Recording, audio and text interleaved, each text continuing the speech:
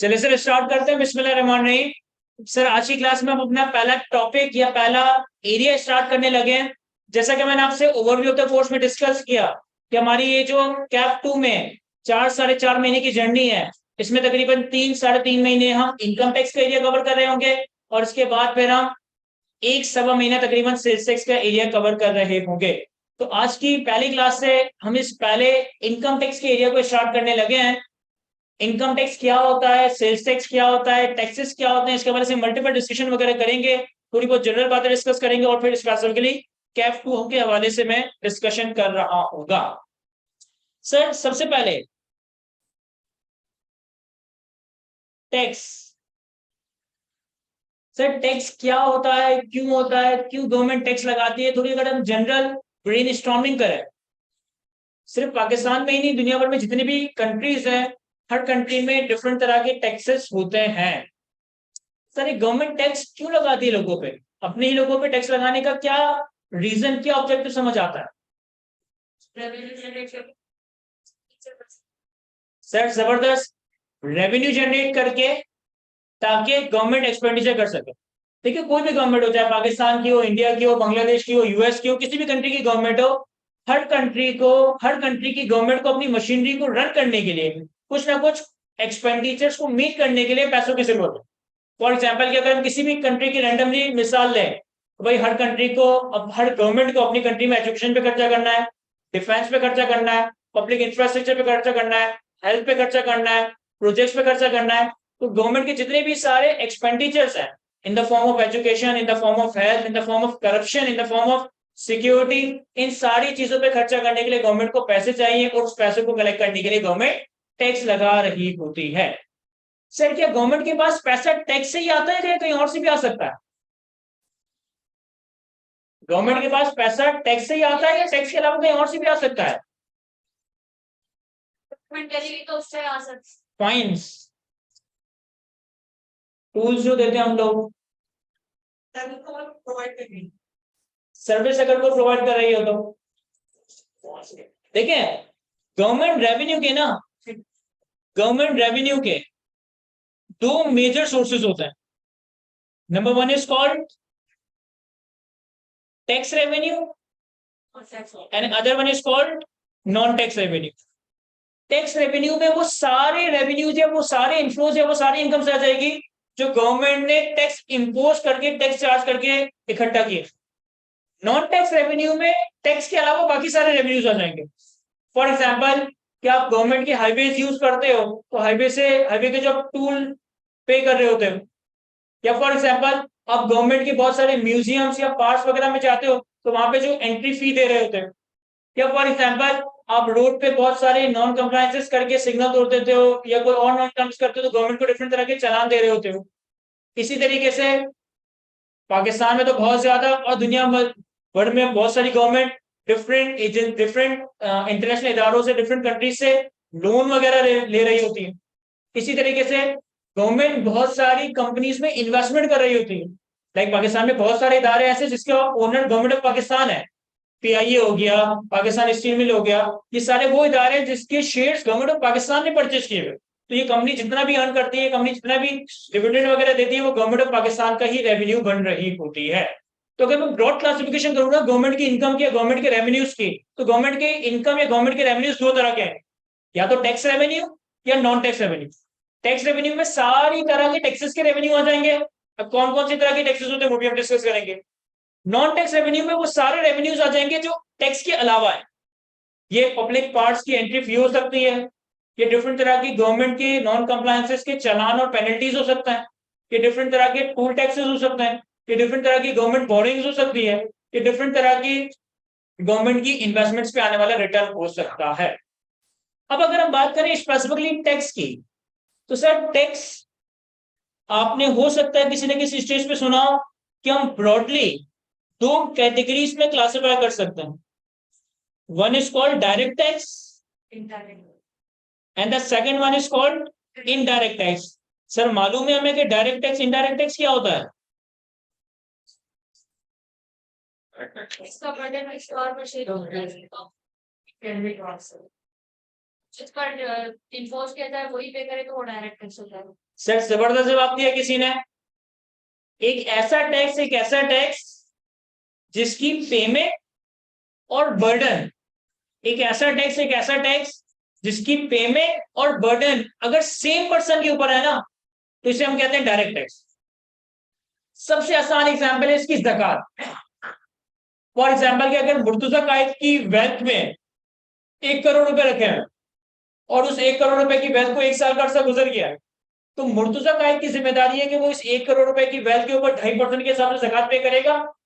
अब ये ज़कात पे भी मैं ही करूंगा, और जो इसका बर्डन है यानी कि जो आउटफ्लो, एक तरीके से मैं मतलब इस रिलीजियस पर्सपेक्टिव से तो हम इसको बरकत कहते हैं, लेकिन अगर हम कमर्शियल पर्सपेक्टिव से कहें तो ये बर्डन है ना कि मुझे 2.5% की ज़कात पे करनी पड़ रही है, इसका बर्डन भी मेरे ऊपर ही है। तो ज़कात is an example of direct tax.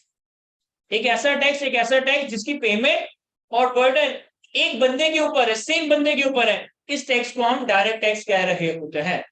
Most common example आपको समझाने के लिए मैंने क्या दी, ज़कात।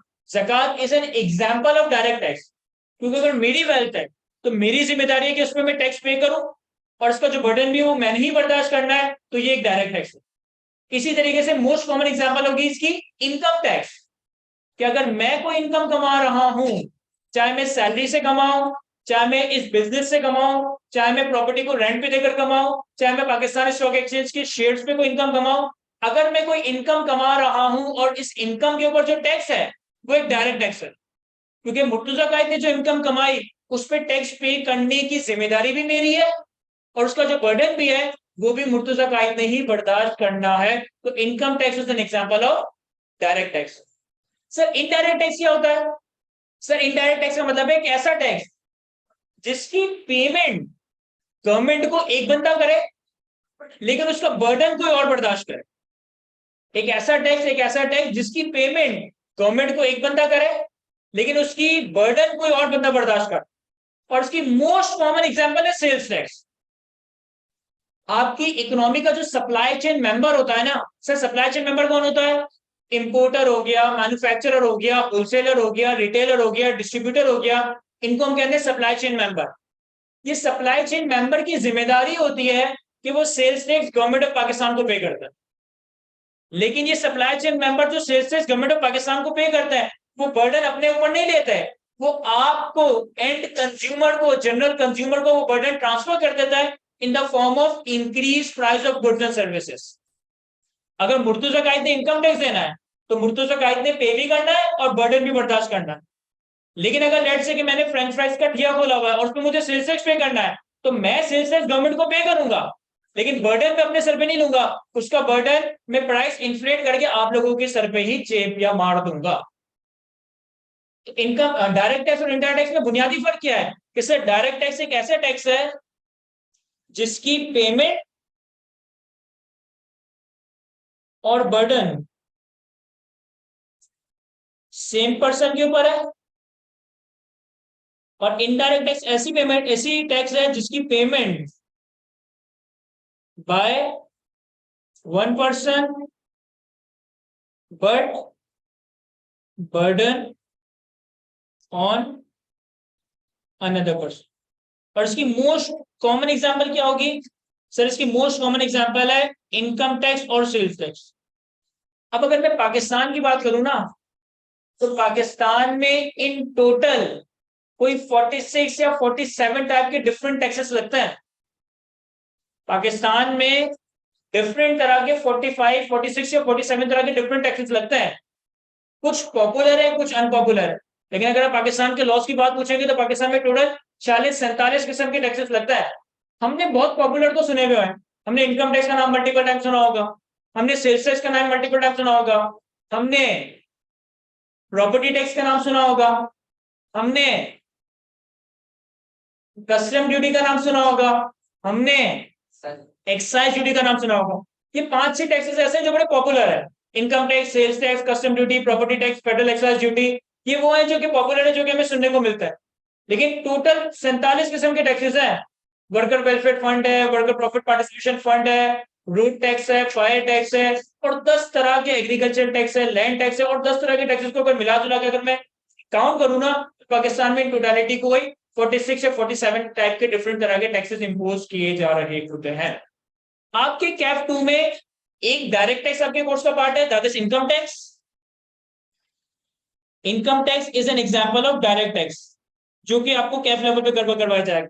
बट एक इनडायरेक्ट टैक्स आपके कोर्स का पार्ट है, that is called sales tax. ये मैं कैफ 2 की बात कर रहा हूं। जब आप सीए फाइनल पे आओगे तो सीए फाइनल पे एक और इनडायरेक्ट टैक्स आपको कवर करवाया जाएगा, that is federal excise duty. ये सीए फाइनल में एडवांस रजिस्ट्रेशन पे आप कवर करेंगे।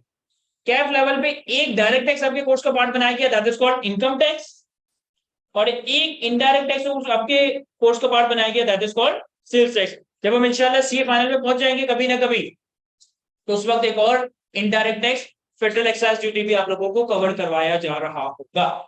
अब इनकम टैक्स को हमने कवर तो करना ही है, हम डिटेल में इनकम टैक्स कवर कर रहे होंगे और अगले 3-3.5 महीने तक हम इनकम टैक्स को ही लेके चल रहे होंगे। लेकिन मेरा इनकम टैक्स को पढ़ाने का पैटर्न कुछ इस तरह से है कि मैं पहली क्लास में ना इनकम टैक्स की कंप्यूटेशन का एक फॉर्मेट डिस्कस करता हूं। अब ये फॉर्मेट क्या है, अगर आप अपने हैंडआउट में थोड़ा सा आगे आए तो आपके पास कंप्यूटेशन ऑफ टैक्स लाइबिलिटी का एक फॉर्मेट स्टार्ट हो रहा होता।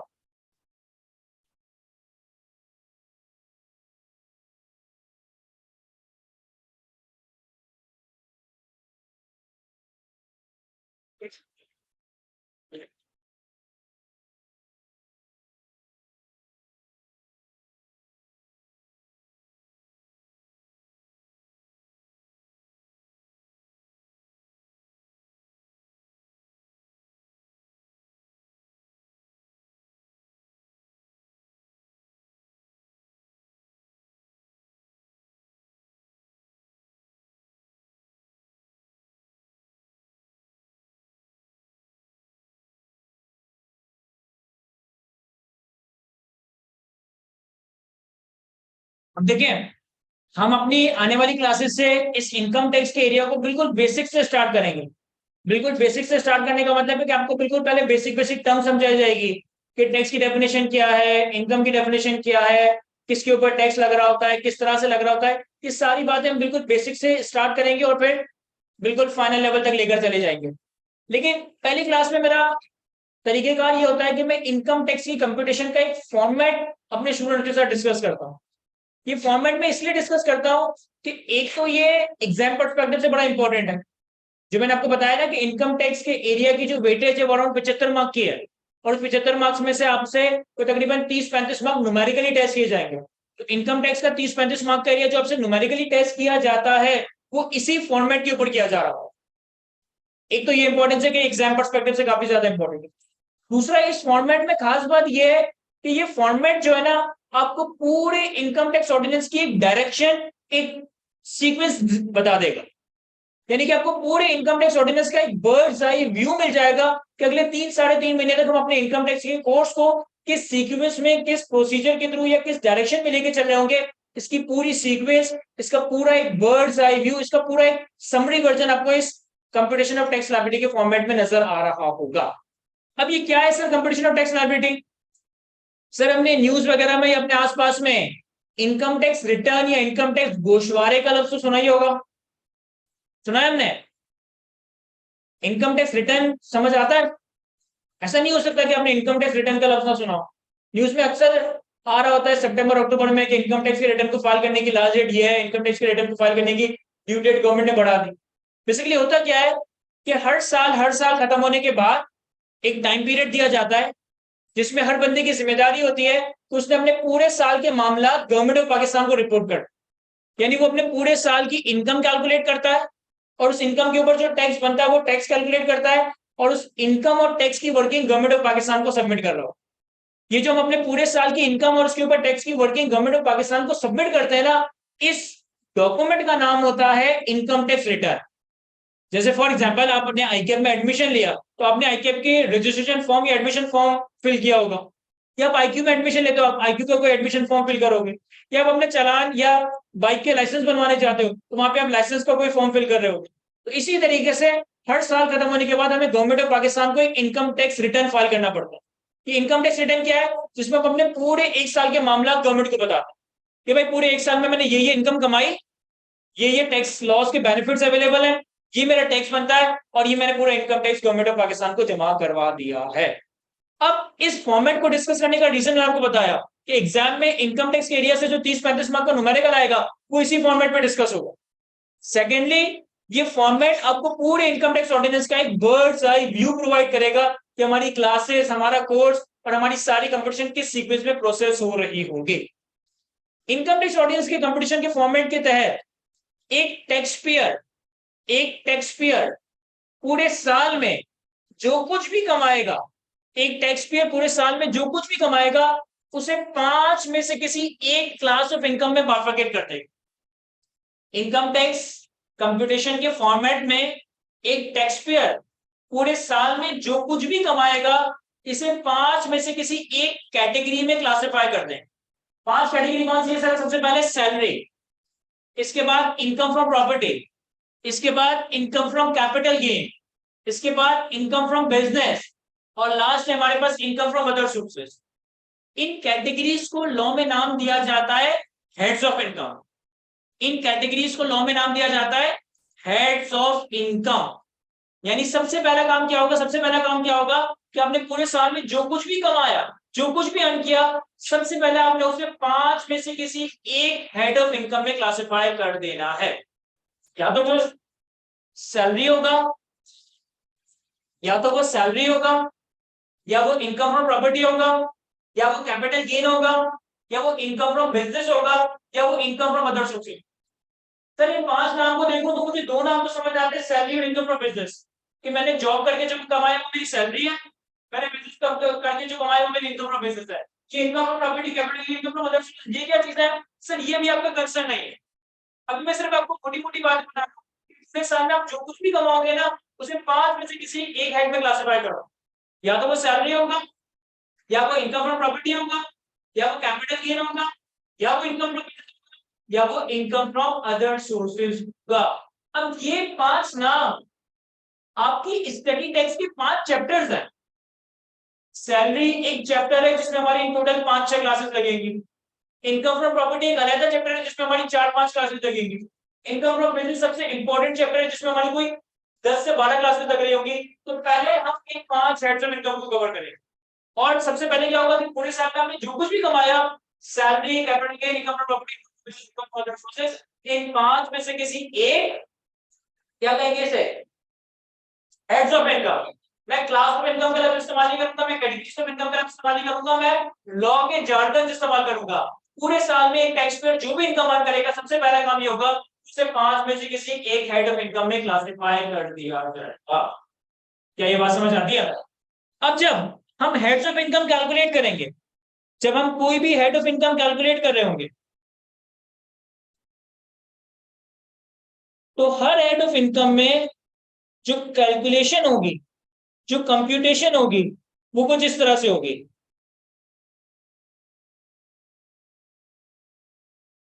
अमाउंट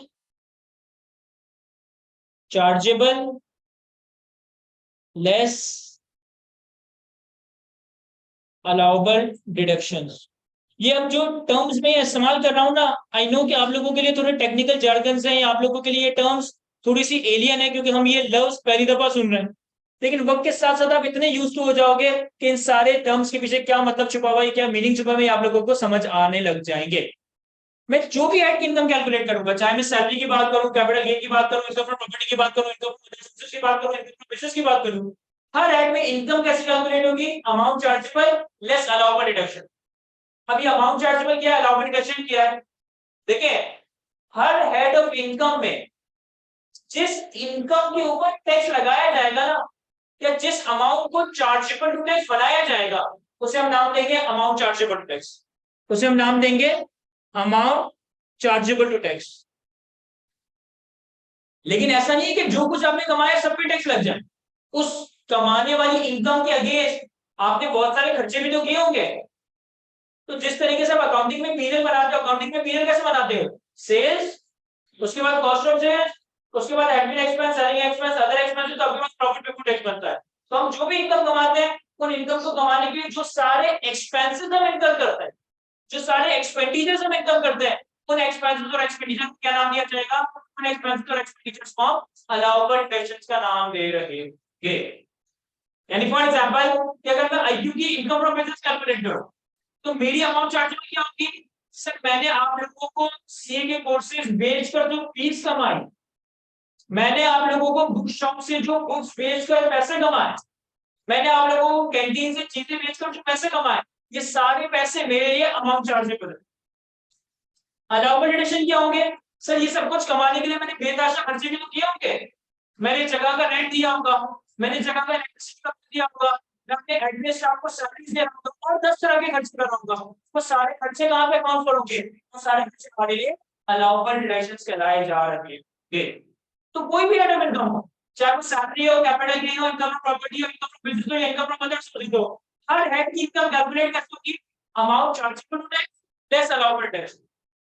अब फॉर एग्जांपल हम इनकम फ्रॉम बिजनेस की बात करेंगे, तो इनकम फ्रॉम बिजनेस में अमाउंट चार्जेबल क्या होगा? सर इनकम फ्रॉम बिजनेस में अमाउंट चार्जेबल होगा सेल्स रेवेन्यू होगा। अलाउबल डिडक्शन क्या होगा? सर अलाउबल डिडक्शन में हमारे पास कॉस्ट ऑफ सेल्स आ रहा होगा, एडमिन एक्सपेंस आ रहा होगा, सेलिंग एक्सपेंस आ रहा होगा और खर्चे आ रहे होंगे। लेकिन अगर मैं बात करता हूं इनकम फ्रॉम प्रॉपर्टी की, इनकम फ्रॉम प्रॉपर्टी को प्रीमियम में कवर करेंगे, लेकिन अभी एक बात थोड़ी सी, इनकम फ्रॉम प्रॉपर्टी के हेड में रेंटल इनकम टैक्स होती है।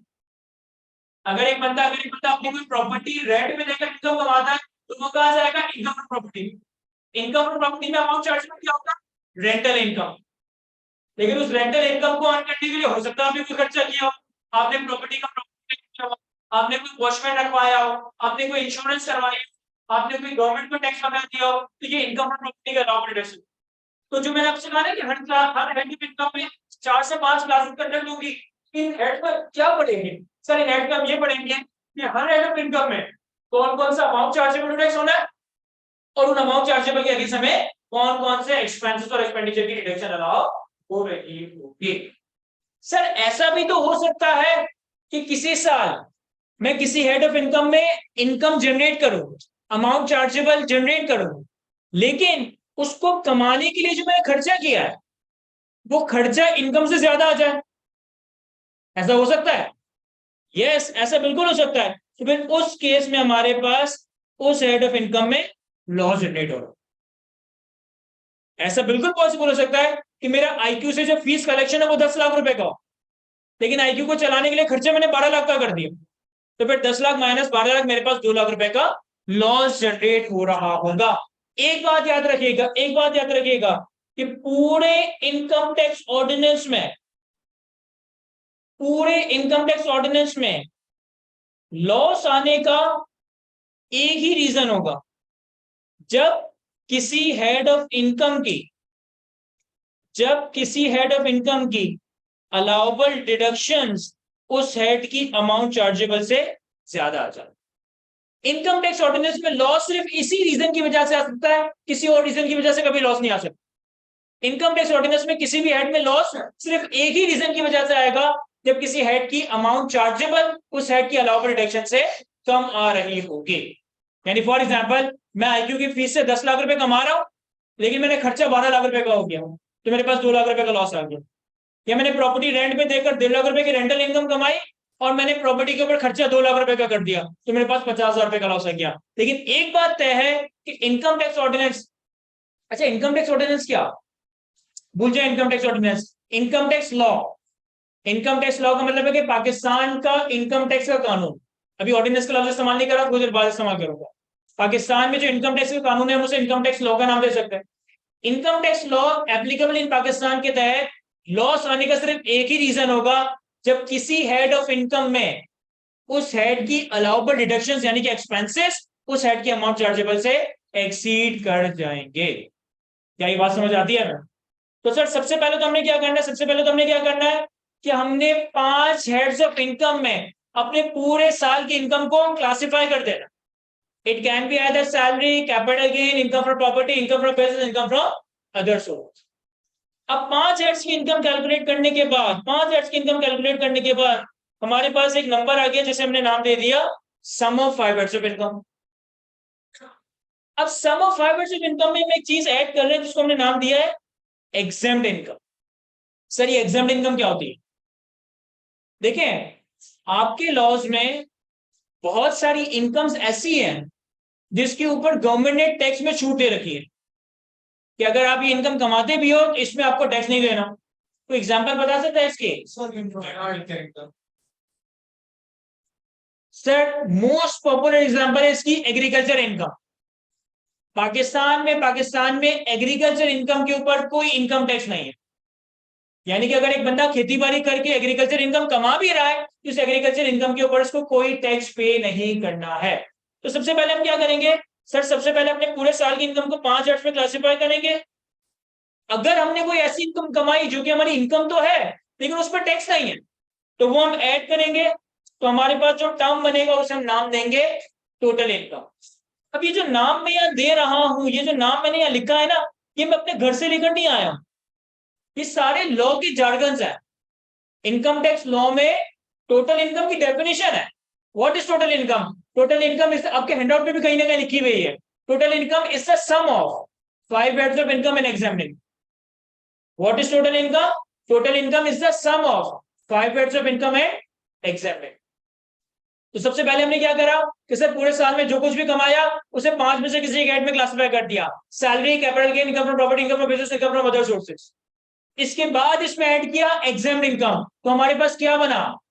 Total income. इसके बाद इसमें ऐड किया एग्जेम्प्ट इनकम, तो फिर हमारे पास क्या बना? Total income. फिर अगले ही स्टेप में हमने टोटल इनकम से एग्जेम्प्ट इनकम को माइनस कर दिया। अगले ही स्टेप में हमने टोटल इनकम से एग्जेम्प्ट इनकम को माइनस कर दिया। और भी चीजें माइनस होंगी, हमारे पास रिजल्टेंट बनने लगेगा टैक्सेबल इनकम। अब समझिएगा सर, पहले मैंने 5 हेड से इनकम कैलकुलेट की। हर हेड की इनकम कैलकुलेट करने के लिए amount chargeable minus allowable deduction, हमारे पास सम ऑफ 5 हेड्स आया। उसके बाद हमने एग्जेम्प्ट इनकम ऐड किया तो ये मेरी पूरे साल की इनकम आ गई जिसको हमने टोटल इनकम का नाम। फिर अगले ही स्टेप में एग्जाम इनकम को माइनस कर दिया। क्या ये वही एग्जाम इनकम है जो आपने अभी थोड़ी देर पहले ऐड की थी? क्या ये वही एग्जाम इनकम है जो भी आपने थोड़ी देर पहले ऐड की थी? The answer is yes. तो सर जब लेस ही करना था तो ऐड क्यों किया? ताकि प्रॉपर डिस्क्लोजर हो जाए। जबरदस्त। देखिए जो ये टैक्स लॉस होता है ना, इससे गवर्नमेंट बहुत सारे ऑब्जेक्टिव्स अचीव करती है। वन ऑफ द ऑब्जेक्टिव से तो हमने क्लास स्टार्ट की, गवर्नमेंट टैक्स कलेक्ट करती है, अपने एक्सपेंडिचर्स को मीट करने के लिए पैसा कलेक्ट कर सकती है। इसके अलावा और भी बहुत सारे ऑब्जेक्टिव्स होते हैं। फॉर एग्जांपल बहुत सारी कंट्रीज में लोगों के कंजम्पशन पैटर्न्स को अफेक्ट करने के लिए टैक्स लगाया जाता है। जनरली आपने देखा होगा कि जो इंजूरियस गुड होता है, सिगरेट, चाय, पान, गुटखा, इस पे ज्यादा टैक्स होता है एज कंपेयर टू के दूसरी चीजों के। इसी तरह से अगर गवर्नमेंट चाहे ना तो किसी भी बिजनेस पे, किसी भी सेक्टर ऑफ इकोनॉमी में, किसी भी चीज के ऊपर बहुत ज्यादा टैक्स लगाकर लोगों में उसका रुझान कम कर सकती है, और किसी चीज को प्रमोट करना चाहे तो उस पर टैक्स लगाकर उसका रुझान बढ़ा सकती है। लेकिन आपने सुना होगा कि इंडिया में या पाकिस्तान में पिछले 2 सालों में आईटी इंडस्ट्री या स्टार्टअप वगैरह काफी ज्यादा बूस्ट कर गए। वो क्यों कर गए थे? क्योंकि गवर्नमेंट ने इनको बूस्ट करना चाहा, गवर्नमेंट ने उनसे टैक्सेस हटा दिए। अभी आपने सुना होगा कि गवर्नमेंट ने सिगरेट वगैरह पे 50-50, 60% टैक्सेस लगा दी। क्यों? गवर्नमेंट तो ऑब्वियसली रेवेन्यू कलेक्ट करना चाहती है, लेकिन वन ऑफ द रीजन ये भी होता है कि लोगों में इन चीजों को अनपॉपुलर किया जा सके। इसी तरह से one of the objective government का ये होता है कि गवर्नमेंट को अपनी इकोनॉमी को डॉक्यूमेंट करना हो। वो कोई भी इकोनॉमी हो, चाहे पाकिस्तान की हो, चाहे बांग्लादेश की हो, चाहे इंडिया की हो, चाहे ऑस्ट्रेलिया की हो, चाहे यूएस की हो, चाहे कनाडा की हो, हर इकोनॉमी की और हर गवर्नमेंट को सबसे ज्यादा फिक्र ये रहती है कि हमारी इकोनॉमी डॉक्यूमेंटेड इकोनॉमी हो, बिलॉग इकोनॉमी या अनडॉक्यूमेंटेड इकोनॉमी। सर ये बिलॉग इकोनॉमी या अनडॉक्यूमेंटेड इकोनॉमी समझ आते हैं क्या होता है? यानी वो पैसे जो लोगों के पास है लेकिन गवर्नमेंट को नहीं पता। फॉर एग्जाम्पल कि आप लोगों की क्लास में 50% लोगों ने बैंक में पैसे दे दिए। अब 50% लोग जो बैंक में फीस जमा कराएंगे ना, मैं उसको छुपा नहीं सकता कि वो पैसे बैंक में आ गए, लेकिन कुछ 50% ऐसे भी होंगे जो काउंटर पे कैश जमा कर देंगे। मैं ये कैश गवर्नमेंट को बताऊं ही ना, मैं ये कर लेके चला जाऊं, खर्च कर दूं। तो अब ये जो 50,000 रुपए, सॉरी 50% बच्चों के बीच जो गवर्नमेंट जो आप लोगों ने कैश में जमा करा दी और मैं उसे चुपचाप कर लेके चला कि अपने गवर्नमेंट को शो ही नहीं किया, इन पैसों को हम कहते हैं ब्लैक इकोनॉमी या अनडॉक्यूमेंटेड इकोनॉमी। अच्छा ये ब्लैक इकोनॉमी और अनडॉक्यूमेंटेड इकोनॉमी सिर्फ पाकिस्तान में नहीं है या सिर्फ डेवलपिंग कंट्रीज में नहीं है, ये डेवलप कंट्रीज का भी मसला है। लाइक यूएस की इकोनॉमी का भी कोई ठीक ठाक परसेंटेज ऐसा है जो कि अनडॉक्यूमेंटेड है ब्लैक इकोनॉमी। हमें लगता है ना कि वो वेस्ट वर्ल्ड काफी ज्यादा ऑर्गेनाइज, काफी ज्यादा स्ट्रक्चरल है, ऐसा जरूरी नहीं है। यूएस में भी कोई 20-30% एरिया ऐसा है इकोनॉमी का जो कि अनडॉक्यूमेंटेड है। कनाडा में भी होगा, यूके में भी होगा, इंग्लैंड में, मतलब बाकी जगह में होगा। हाँ, डेवलपिंग कंट्रीज में जनरली इनकी परसेंटेज ज्यादा होगा। मैं थोड़े दिनों पहले आर्टिकल रीड कर रहा था, उसमें ये आ रहा था कि पाकिस्तान की अनडॉक्यूमेंटेड इकोनॉमी इंडिया और बांग्लादेश से भी ज्यादा है। हालांकि इंडिया की इकोनॉमी अगर आप देखें तो हमसे 10 टाइम ज्यादा है, लेकिन पाकिस्तान की इकोनॉमी का जो अनडॉक्यूमेंटेड पोर्शन है ना, वो इंडिया और बांग्लादेश से भी ज्यादा है। तो खैर इस पर डिफरेंट तरह की डिबेट है, वो आपके साथ डिस्कस करेंगे। तो हर गवर्नमेंट चाहती है कि भाई हमारी economy documented. Sir documented economy से होता क्या है? मतलब क्या हासिल हो जाए? सर प्रॉपर टैक्स कलेक्शन होगी, टेरर फाइनेंसिंग और डिफरेंट तरह की फंडिंग में पैसा को रोका जा सके। अगर मैं अपनी आईक्यू की सारी इनकम एक जगह पे रिपोर्ट कर देता हूँ गवर्नमेंट, फिर गवर्नमेंट कल को मुझसे ये भी पूछेगी ना कि इतने सारे पैसों को तुमने क्या किया। तो ऐसा तो नहीं है कि तुमने ऐसे कामों में लगा दिए जो तुम्हें नहीं लगानी चाहिए। मतलब मैं टेररिज्म की बात कर रहा हूं। तो बहुत सारे ऑब्जेक्टिव अचीव किए जा रहे हैं। तो सिर्फ डॉक्यूमेंटेशन के पर्पस को अचीव करने के लिए, डॉक्यूमेंटेशन इकोनॉमी के पर्पस को अचीव करने के लिए एक प्रोसीजर है कि पहले आपने एग्जाम इनकम को रिपोर्ट करना है और उसके बाद एग्जाम इनकम को आपने अगले स्टेप पे माइनस कर देना। गवर्नमेंट कह रही है कि आपने इसको टैक्स नहीं देना, आपने इस एग्जाम के ऊपर इनकम के ऊपर टैक्स नहीं देना, हमने आपको खुद टैक्स माफ कर दिया है। लेकिन एटलीस्ट आप हमें बताओ तो सही कि आपने ये एग्रीकल्चर इनकम कमाई। एटलीस्ट आप हमें बताओ तो सही कि आपने ये एग्जाम इनकम को अर्न किया है। तो सबसे पहले सर 5 ऑफ इनकम कैलकुलेट करेंगे। Salary, capital gain, income from property, income from business, income from other sources. इसके बाद इसमें एग्जाम इनकम को ऐड करेंगे तो हमारे पास क्या बनेगा? Total income. सर बोलना है आपने, वरना तो ऐसे सो जाएंगे, आप भी सो जाएंगे, मैं भी सो जाऊंगा। 5 एड्स की इनकम में अगर हम एग्जाम इनकम को ऐड करें तो हमारे पास क्या बनेगा? Total income. टोटल इनकम से मैं 3 चीजें माइनस करूंगा। आज की क्लास में मैंने सिर्फ एक चीज बताई है, that is called exam income. जब टोटल इनकम से ये 3 चीजें इंक्लूडिंग एग्जाम इनकम माइनस करूंगा तो मेरे पास जो नाम आएगा, मेरे पास जो नंबर आएगा उसका नाम देंगे टैक्सेबल इनकम का। क्या ये बातें समझ आ रही है यहाँ तक? चलिए सर हम आज की क्लास को यहीं तो रखते हैं।